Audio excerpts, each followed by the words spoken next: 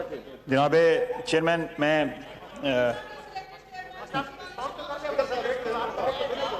जनाब चेयरमैन महबूब साहब तशरीफ रखें। जनाब चेयरमैन जी खान साहब आप जारी रखें जी। जनाब चेयरमैन, मैं शुरू में वज़ीर आज़म साहब तशरीफ़ लाए यहाँ पे। वज़ीर आज़म साहब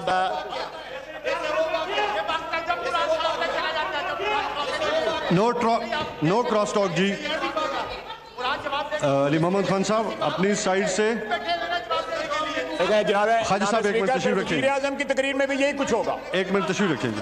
जी अली मोहम्मद खान साहब अपने मेंबरान को और नवीद कमर साहब आप अपने साइड्स को देखिए, जो डिसाइड हुए उसके मुताबिक। जी खाजी। जनाब चेयरमैन, मैं जो वज़ीर आज़म साहब ने जो आज तकरीर की है,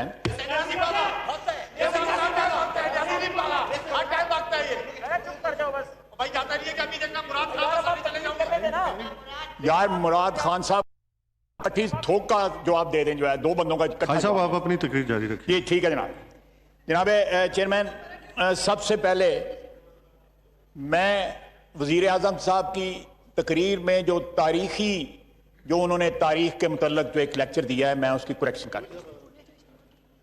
मुगलिया ख़ानदान ने 1526 से लेके 1707 तक 6 बादशाह थे और 1707 से लेके 1857 तक 14 बादशाह थे। जो उन्होंने बताई है तारीख जो है कि औरंगजेब के बाद 6 बादशाह 13 साल में खत्म हो गए। पहले ये मेरा ख्याल है, इस हाउस को इतना अनपढ़ ना समझें, यहां पे कुछ लोगों को पता है। अपने तारीख के सबक जो है इनको सुनाएं, हमें ना सुनाएं, खुदा का वास्ता। दूसरा, उन्होंने कहा कि 13-14 साल में बाइजेंटाइन एम्पायर खत्म होगी। बाइजेंटाइन एम्पायर उस वक्त खत्म हुई, अर्तुगरुल ड्रामा वो देखते हैं जब कॉन्स्टेंटिनोपल फॉल हुआ था, and that was in 1452 if I am not wrong. 15th century के मिडिल में फॉल हुआ था। बैतुल मक़दस फॉल हुआ था, which was part of the Byzantine Empire, but Byzantine Empire survived for more than 700 years after Prophet sallallahu alaihi wasallam's विसाल। ये खातमुन नबीयीन, मैं ये नहीं हूं कि जो न कह ना सकूं। खातमुन नबीयीन सरवरे सरकारे मदीना नहीं, सरकारे कायनात खातमुन नबीयीन, जिस तरह उसने कहा है। खातमुन नबीयीन हमारा जो रेज़ा दात जो हमारा रीजन ऑफ एग्जिस्टेंस जो है वो हस्ती है सल्लल्लाहु अलैहि वसल्लम, जिसका ये नाम सही नहीं ले सकता। जनाब वाला ये इन्होंने इंटरप्ट किया था, मैंने कहा साहब पूरा कर दूं इनका जो है।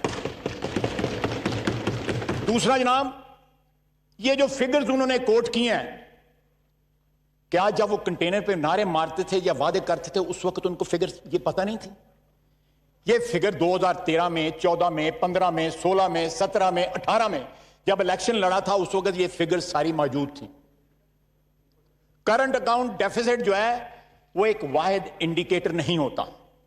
इस वक्त करंट अकाउंट डेफिसिट जो है बहुत सारे डेवलप्ड कंट्रीज के जो है वो नेगेटिव में है और मैसिवली नेगेटिव में है, लेकिन उनकी इकोनॉमीज हमारी तरह कोलैप्स नहीं की। उनकी हमारी जो है वो इकोनॉमीज जो है वो रॉक बॉटम तक नहीं पहुंची। हमने मशीनरी इंपोर्ट की बिजली घरों के लिए, डेवलपमेंट के लिए। हमारा लार्ज स्केल मैन्युफैक्चरिंग जो थी वो इनसे 6 गुना जो है ज्यादा थी, जो इनकी आज है जो फिगर है 6 गुना ज्यादा थी, इसलिए हमारी इंपोर्ट की फिगर ज्यादा थी।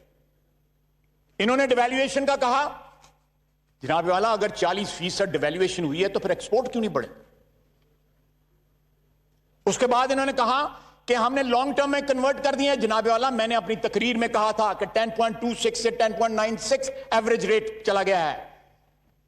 यह रीप्रोफाइलिंग की वजह से इंटरेस्ट रेट बढ़ गया, सस्ता नहीं हुआ। ये थोड़ा सा किसी से ट्यूटरिंग ही ले लें। अगर अपने साथियों की बात नहीं मानते, कोई बाहर से बंदा ले आए जो इनको तारीख का सबक दे, जो इनको माशियात का सबक दे।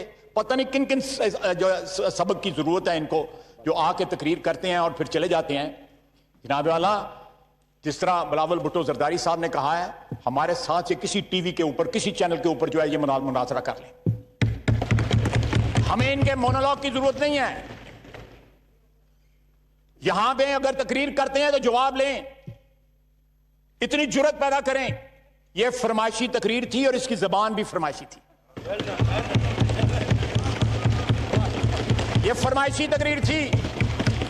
जनाब चेयरमैन, सियासत में आपका खानदान बड़ी देर से समझें ये किनको सुना रहे थे। सादिक अमीन जो है वो उसकी स्टोरी भी सुन लें। इनका एक दोस्त है। नो क्रॉस टॉक जी, नो क्रॉस टॉक। यार मैं आप जवाब दे रहे हो। जनाब चेयरमैन, इनका एक दोस्त है बचपन का, उनको इन्होंने कहा कि यार नवाज शरीफ जो है वो डिस्क्वालीफाई हो गया है। अब मैं और जहांगीर तरीन हूं, दोनों तो हो सकते, लेकिन अगर दोनों क्वालिफाई हो गए तो नवाज शरीफ ने बहुत ज्यादा शोर मचाना है। तो मेरा ख्याल है कि जहांगीर तरीन जो है वो डिस्क्वालीफाई हो जाए, मैं तो बच जाऊंगा, मुझे तो डिस्क्वालीफाई नहीं कर सकते। ये फैसले से पहले मैं उस दोस्त का नाम भी बता सकता हूं, लेकिन अमानतन किसी वक्त कहा, मजबूर किया गया, मैं नाम भी बता दूंगा। और ये बात जो है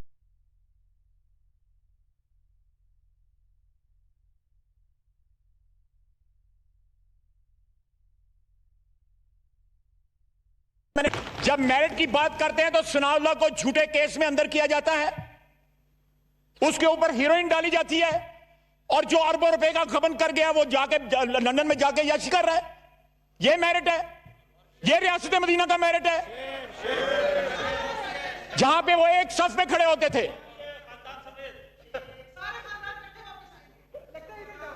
चले ये ख्वातीन है, अभी इनका टाइम है, अगर इनका ये एक्सपायर नहीं हुए, एक मिनट और, तो इसलिए जी आपसे रिक्वेस्ट है कि आप हौसले के साथ सुने। उसके बाद इन्होंने उसामा बिन लादेन को आज शहीद डिक्लेयर कर दिया। ये आप निकाल लें, उसमें इन्होंने शहीद डिक्लेयर किया है। वो बंदा इस सरजमीन के ऊपर दहशतगर्दी लेके आया था, वो अव्वल और आखिर दहशत।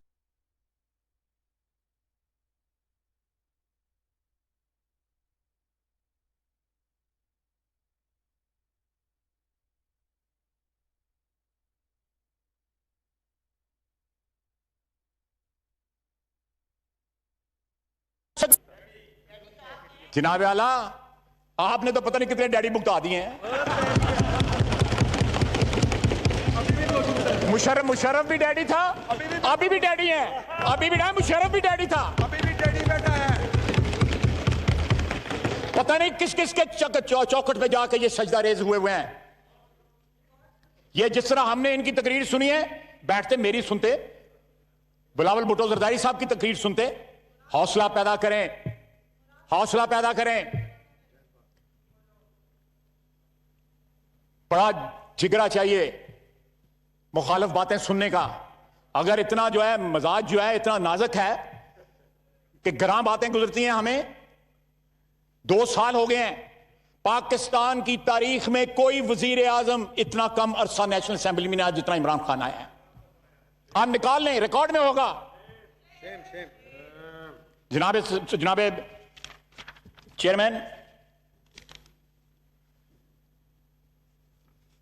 पाकिस्तान में 50 लाख बंदा बेरोजगार था, 55 लाख कोरोना से पहले।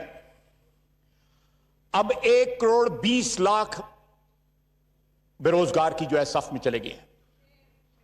गुर्बत की सतह, गुर्बत की फीसद जो परसेंटेज है वो 50% होगी। आधी आबादी हमारी गुर्बत की लकीर से नीचे चली गई है। ये आज के आके हमें ये लेक्चर सुनाते हैं। ऑस्ट्रेलिया कह रहा है कि हमारे मुल्क में 23% कोरोना जो है पाकिस्तान से आया है। परसों एमिरेट्स की फ्लाइट लैंड किया हांगकांग में, उसमें 36 कोरोना के मरीज निकले हैं, जिसमें 29 पाकिस्तानी थे।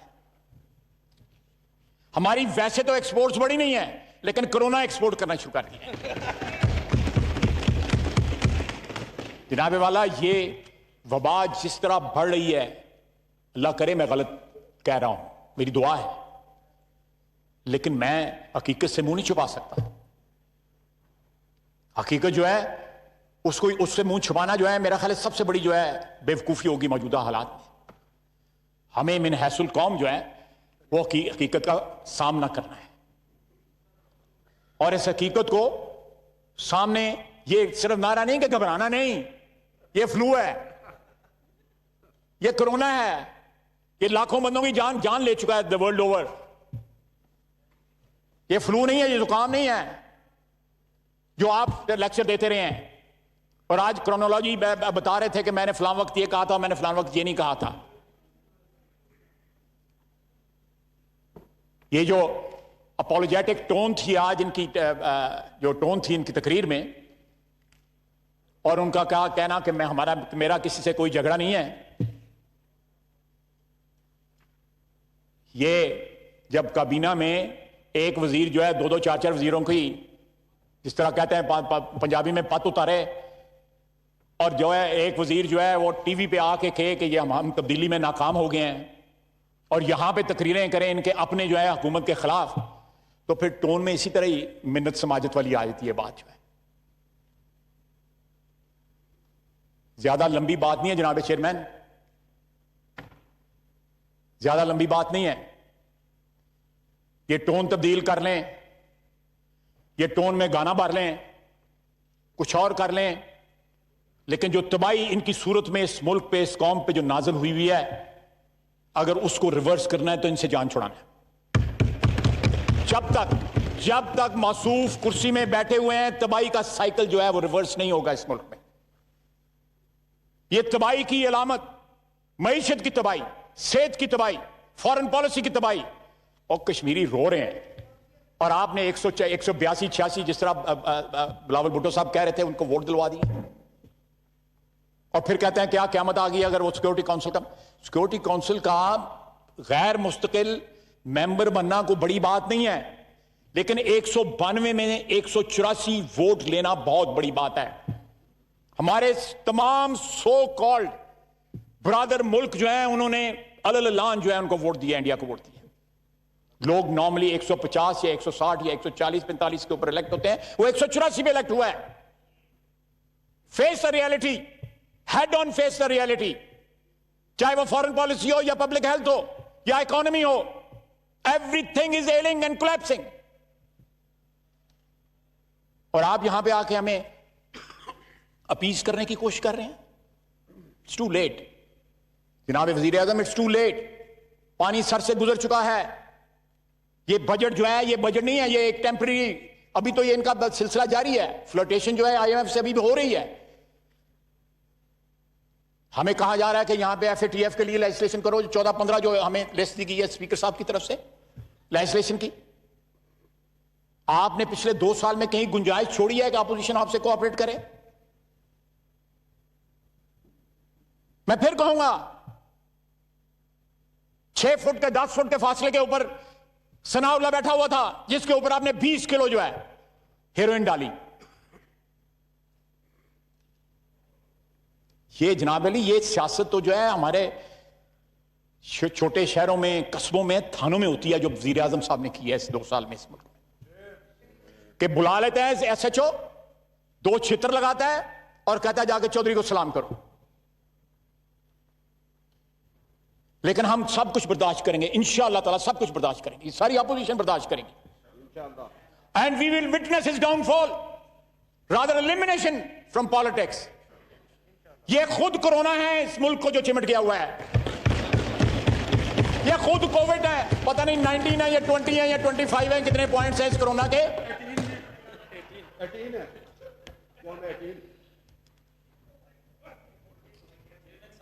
वो कहते हैं जी तो जो बिल गेट्स का नाम बिल क्यों है, तो गेट के नीचे से बिल आता है बिजली का।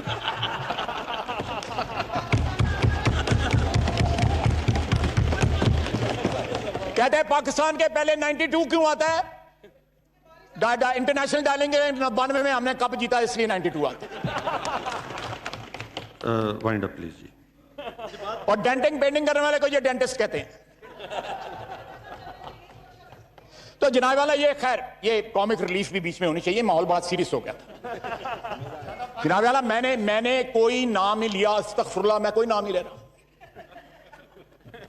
जनाब वाला, मैं बिल्कुल, आपने हुक्म फरमाया, मैं वाइंड अप करता हूं, लेकिन मैं आखिर में ये याद जरूर करवाऊंगा वज़ीर आज़म साहब का, जितने दिन भी वो रह गए हैं उनके, कि अपने वादे जो हैं जब ये कर रहे थे उस वक्त भी फिगर्स जो है चेक कर लेते कि किन वादों पे वादे, किन फिगर्स पे ये बेस्ड वादे उनको करने चाहिए थे। अगर फिगर्स बकौल इनके गलत थी, इकोनॉमी वॉज इन डोल्ड्रम्स, सब कुछ तबाही का शिकार हो चुका था, तो वादे ना करते। अगर इन्होंने वादे झूठे, फिर या तो रिवर्स कर कि वादे झूठे थे और फिगर्स ठीक थी।